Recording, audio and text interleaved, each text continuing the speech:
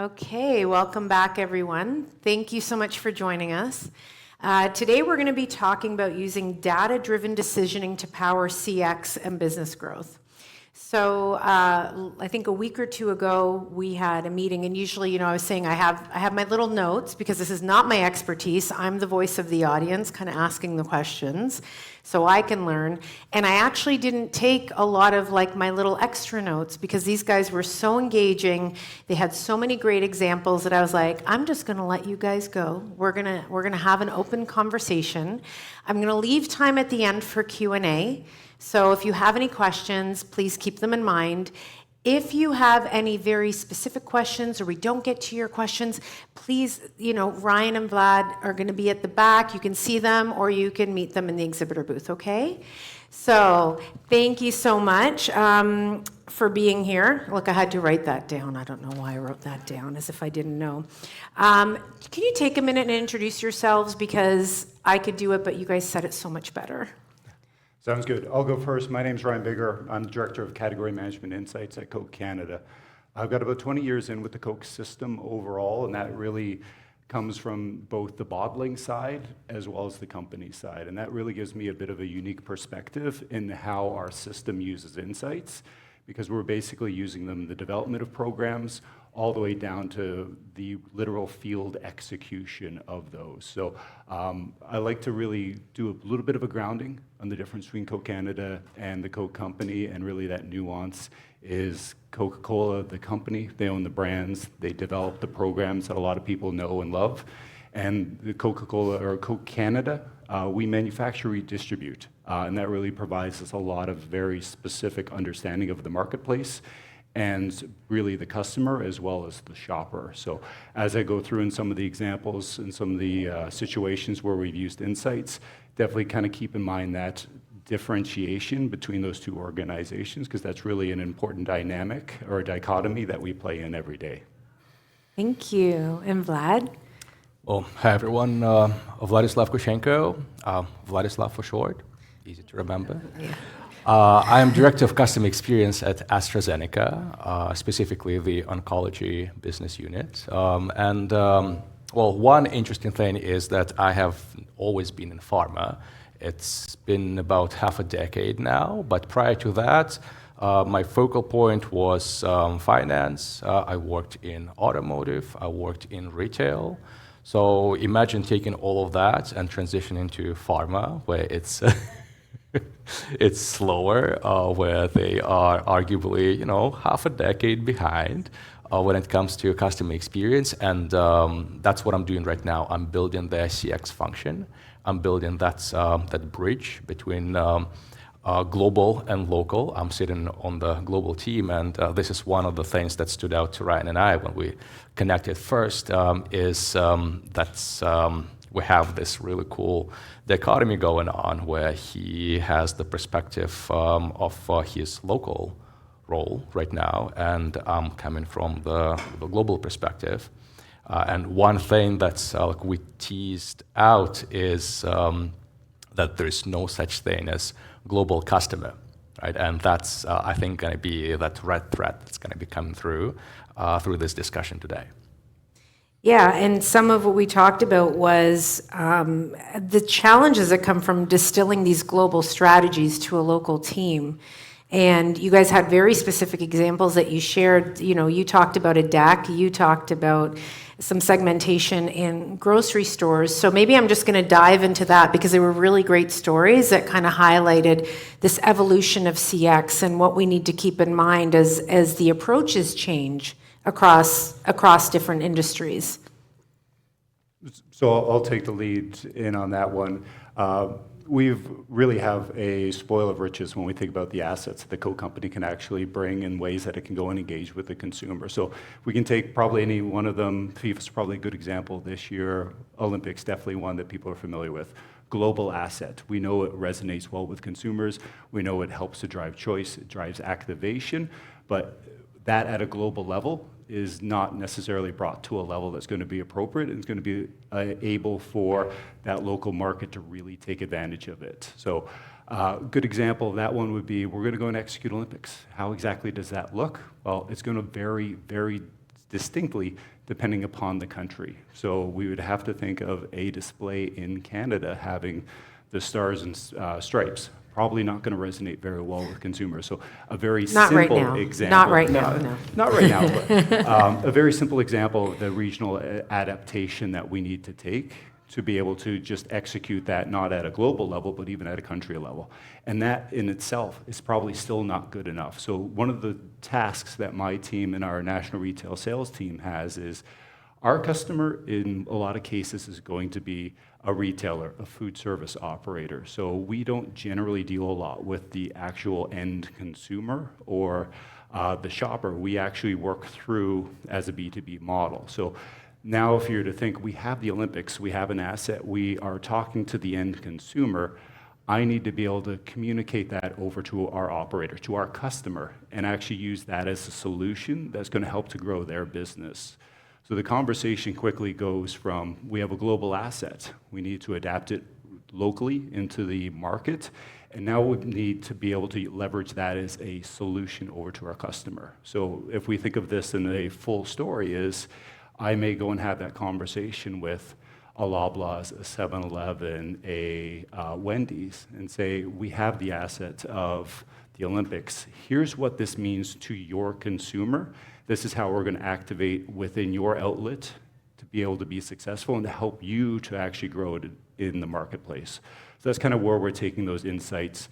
But our customer is going to be a little bit different in that it's going to be that operator. But the key insight of that one is we have to make it meaningful to them. So our understanding of that consumer has to be very granular so that we can give them the best strategies going forward.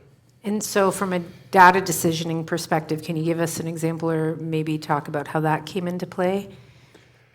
So one of the easiest ones that we'll probably look at is going to be the demographic of who we're going to be targeting within a certain group. So let's say any of our food service operators, the lifeblood of their business is going to be Gen Z. It's going to be a younger consumer. So we're going to constantly be working with them and consistently trying to engage that younger consumer to bring them into their franchise.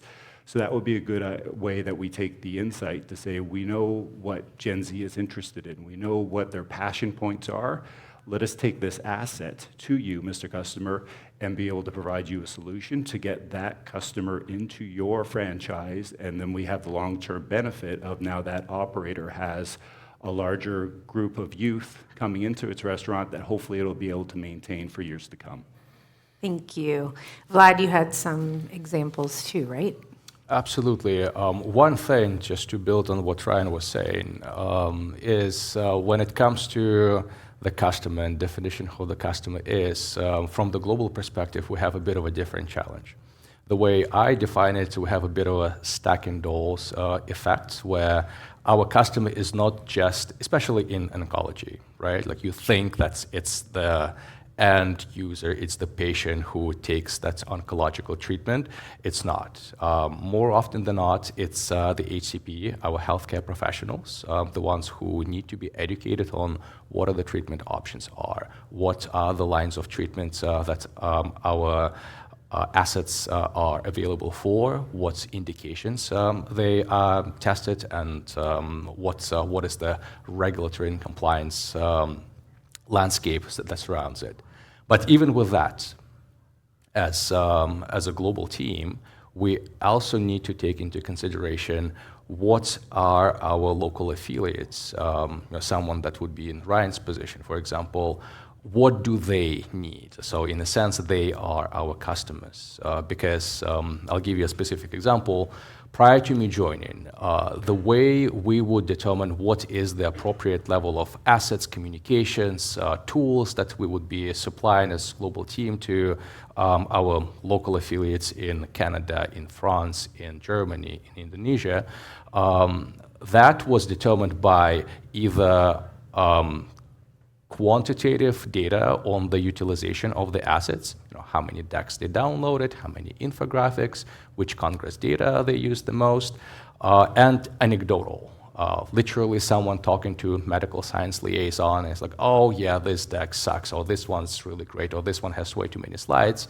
But how do you marry the two together, right? So what was really missing is that qualitative layer. So that's where what I established was a very simple qualitative feedback directly from local markets on 3 metrics: Net Promoter Score for content satisfaction, customer satisfaction with our current communications around how we distribute those assets, and customer effort score on discoverability and accessibility of those assets.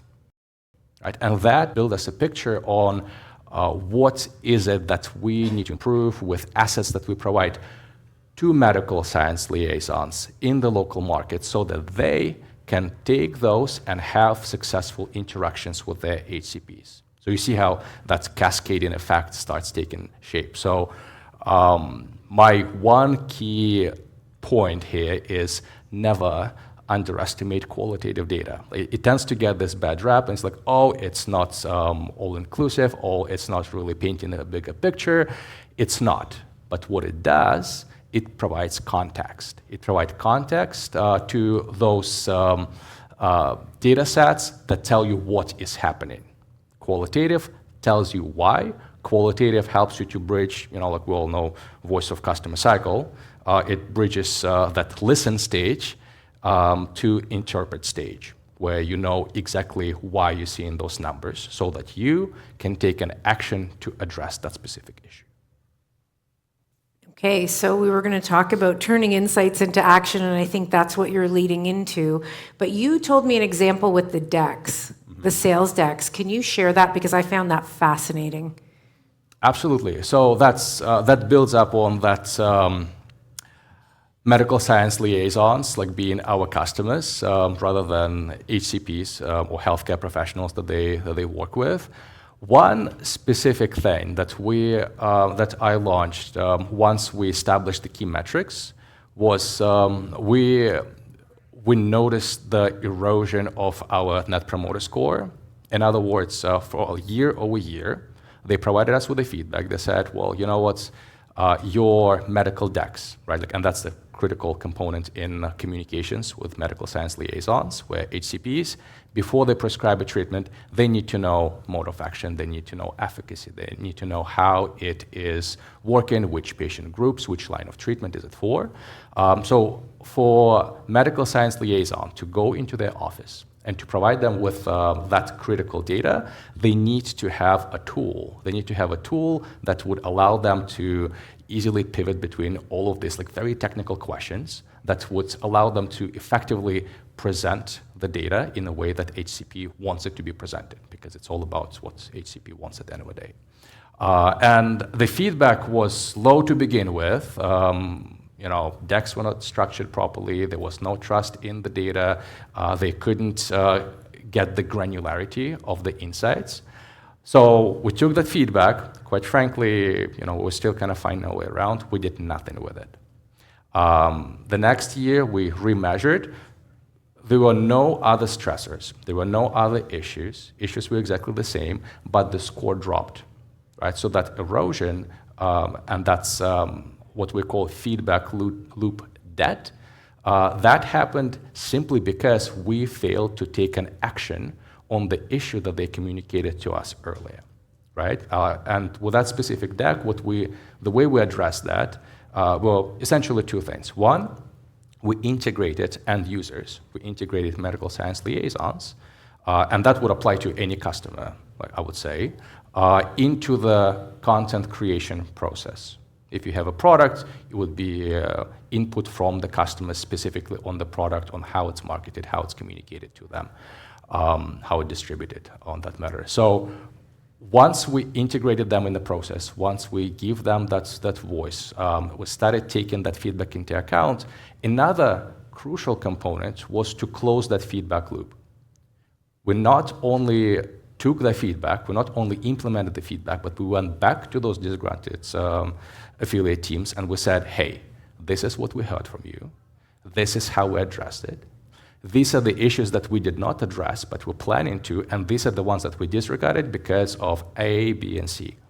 Right? So closing that feedback loop allowed us to jump from, and I'll give you actual numbers here, we were at 67 first year, we dropped to 55 next year, we went up to 80 when it comes to customer satisfaction. But in terms of NPS, we jumped delta 5 from the baseline. Our baseline was negative 33, right? NPS minus 100 plus 100, negative 33. You didn't know you were doing math today, did you? Take it down. There'll be a quiz afterwards. From negative 33, we jumped all the way to 2.7, right? Which is a huge jump in 1 year on a very specific metric, simply because we closed the loop. We didn't just deliver, we told them that we delivered. We told them that we took their feedback into account and how exactly that happened. So I think that's really important because a lot of times now in what we're doing, we're forgetting the critical role of communication and really communicating your process, communicating your intention, and then communicating the desired outcome. And I think you guys have had campaigns where you've demonstrated that as well. I know you had the Share a Coke campaign. Would you be able to share a little bit about that and how that worked with the decisioning? Yeah, I'm going to assume most people are familiar with the Share a Coke campaign, and that's... Just tell them, yeah. Yeah, I'll get into it. Really what it was is about personalization. And if we kind of grounded back into a consumer that we were trying to engage, we were really trying to engage Gen Z. And one of the key insights of that one is the younger age cohorts really relish and appreciate personalization. So the ability to actually get your name on a bottle resonated exceptionally well. That was a learning that we actually got. I believe it was from Asia. It was probably one of the first markets that executed the program. So we took that insight and we said, hey, we think this can actually work really well. We have a need to focus in on this younger consumer. And this seems like the perfect mechanism to go do that. So Global gave us that insight. We had to make it specific, obviously, to the country. So if we were to think of just the names, both English and French, top 200 names, that was the starting point. Really good overall coverage with the top 200 names for, we'll say, Gen Z consumers. And then that was the starting point on that one. So now we were taking that same information and we're going to go and need to basically communicate it out on every single different level for this to be successful. So we're going to communicate at a national retail sales level. So you're going to talk to the biggest of big customers and say, here's why this program is going to meet your need. That conversation is a very different conversation than the ones that precede it, which is going to be down at the local level. Because now you're to think, this is no longer a conversation at a head office level. This isn't going to take PowerPoint into consideration. This may not be people that are going to be very comfortable or familiar with statistics or with the insights or with demographics. It's going to be a very real, candid conversation that they're going to have with that store manager to say, hey, we've already spoken with your head office, and the head office liked this program. They gave us approval to go ahead with it. Here's how this should be executed specifically into your store. And that would be, where do we want this displayed? How many displays? How big is this going to go? And what's the benefit this is going to drive to your store? So that was really, call it year one. What we ended up doing is trying to get to that positive feedback loop to say, how do we improve the communication that we're going to get in all varying levels? I'll be completely candid. My team deals at the national level. We are not good at dealing at the field level. That is an area that we absolutely needed to get that feedback back to say, guys, what is the conversation that you're having, and how do we change the content that we're providing you to elicit an even stronger benefit overall? So if we were to think of going into your local grocery store and having a program activated, can I go and tell the field where it needs to be activated? Can I take some of the best learnings that they've shared with me to say, hey, I did this, and it drove an even greater benefit than what we originally intended?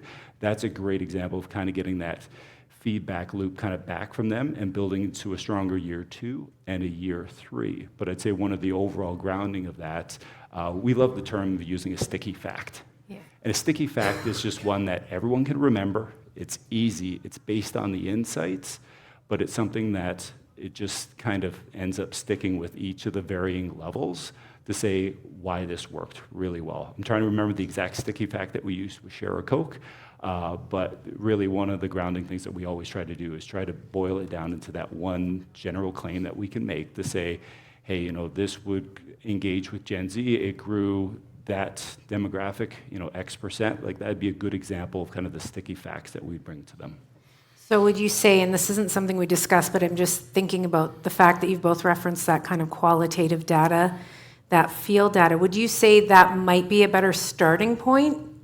Maybe when you're trying to think of upgrading a campaign or putting something out there or really getting your CX is looking at that, because often we keep looking at the numbers. And yesterday, everybody was talking about the numbers, but sometimes the numbers don't tell you the full story.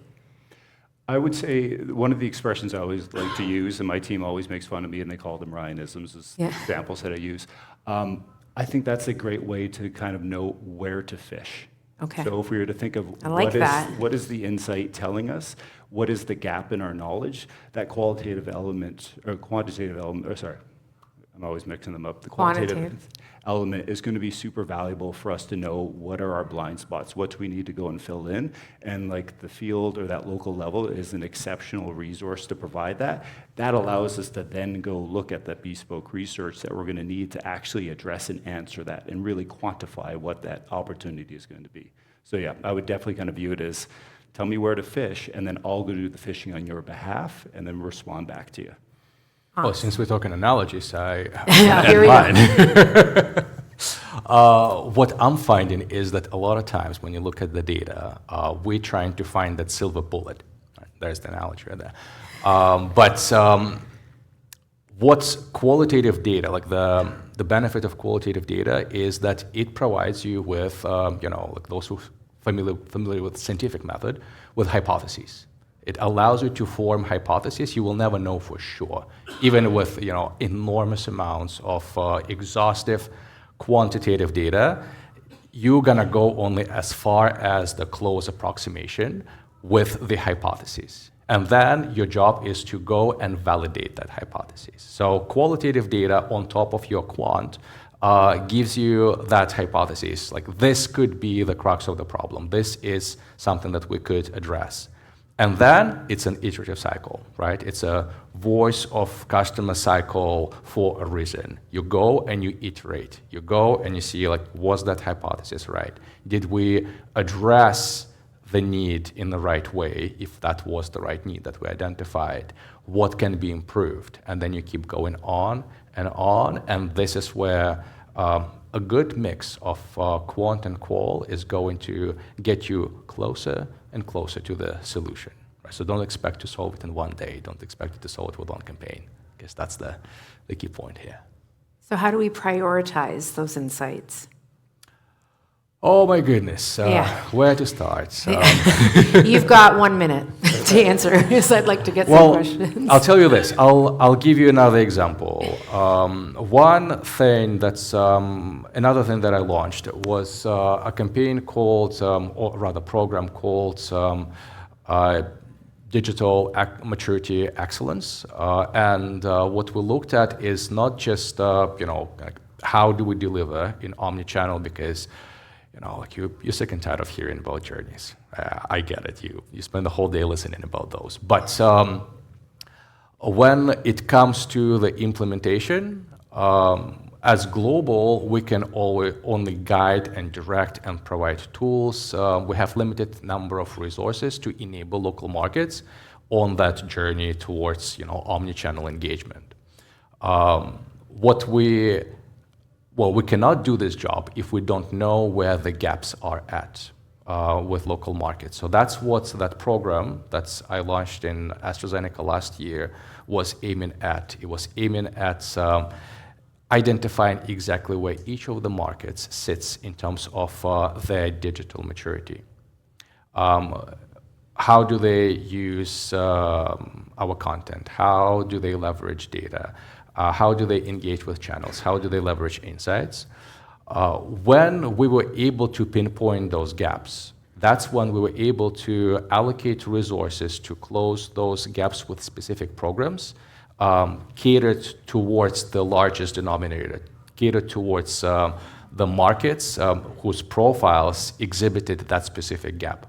And so being able to establish that baseline, understand where the gaps are at, gives you that opportunity to prioritize, gives you that opportunity to allocate your limited resources to something that's going to give you the most bang for your buck. I can keep going, but I'm going to shut up because we have You 3 have minutes well, and 50 I would seconds like exactly. to give 49. someone a chance to ask a question. Does anybody have a question?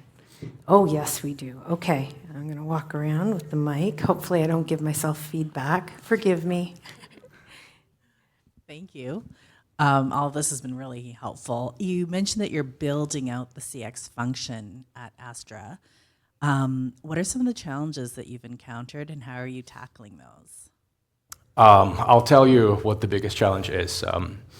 You know that like in every office you have this one guy and nobody knows what they're doing? That's CX. Right? So your job, like your biggest challenge is to be able to become relevant to every single function. Because CX is not just a function. We're not just a reporting function. We are the connective tissue among all of the departments. We are the ones who are pulling in insight and then providing strategic direction on which function needs to take what or improve certain aspect in order for us to deliver better customer experience. That's the key challenge. So addressing it, like have as many meetings as possible, get on people's calendars. My goal every single month is to meet 15 people I haven't met, right? And it doesn't matter the hierarchy, because we're working with top execs, but we also need to work with boots on the grounds to guide them through the execution of that big vision that we pitched to the exec suite. Does it answer your question? Yeah, definitely starts to answer. Awesome. Okay. I did not wear the right shoes for this today. Thank you. Thank you. Well, I'm just super curious because both companies are gigantic out there. I mean, it's almost a given. You go to a concert or it's just Coke and that's all you have. And it's Coca-Cola. I mean, it's huge. And AstraZeneca, in the other hand, when you go to a doctor or something, you are going to trust what the doctor tells you to buy. It's not like, which should I feel like choose? AstraZeneca today. Like maybe that one. No, I don't think that works. Yeah, the process or the journey works that way. So my question would be like, what would you both need in order to really move the needle in something different, like thinking really outside of the box? Because, for example, the sharing campaign, I saw that in Mexico, for example. I'm from there. So for me, for example, something, I didn't feel like something appealing. I'm not Gen Z, of course. But I don't know, what is something that you are missing to really move the needle? Or what needle do you want to move, understanding that you are monsters out there? Like, what's really going to make the difference? I'll try and take this one. Appreciate I get to answer Yeah. the monster question.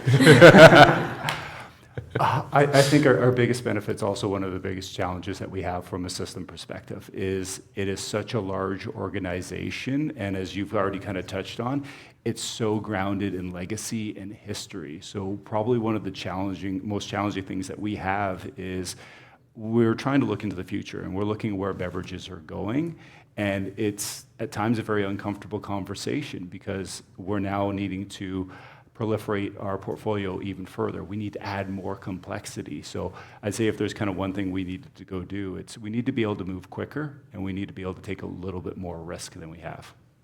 Okay, I'm so sorry, but we are out of time. But I invite you to come talk to Vlad or Ryan. They're going to be out there. Thank you so much. This was so great. You see, I had a great time. You should have heard us in the thing. We could have talked all day.